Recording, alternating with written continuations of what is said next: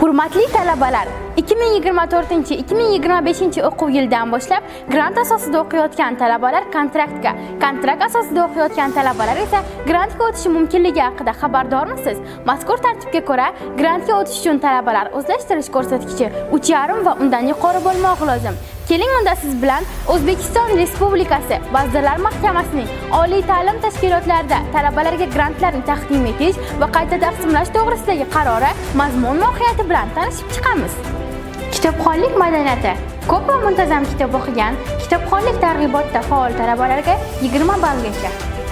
5 muhim tashabbus to'garaklarga ishtiroki. Tashabbus doirasidagi to'garaklarga faol qatnashgan talabalarga ham 20 ballgacha.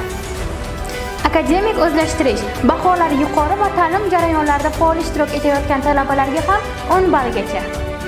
Ichki tartib va odob-axloq qoidalariga ham 5 ballgacha. Ya'ni siz institutning ichki odob-axloq qoidalariga rioya qilishingiz kerak.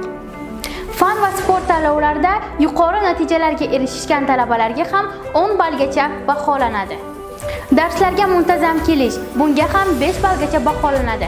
Ya'ni siz darslarga muntazam ishtirok etib, davomatni yaxshilashingiz va kechikmasdan darslarga qatnashishingiz zarur.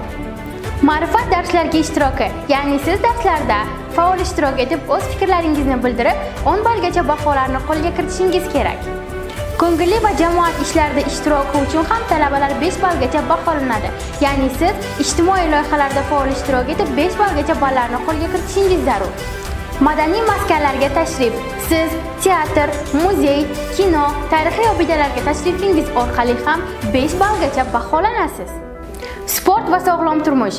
Sport bilan shug'ullangan, sog'lom hayot tarziga amal qiladigan talabalar ham 5 ballgacha baholanadi.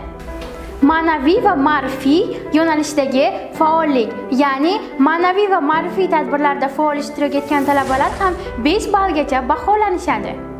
Hurmatli talabalar, faol bo'ling, o'zingizni ko'rsating va kelajak sizniki bo'ladi.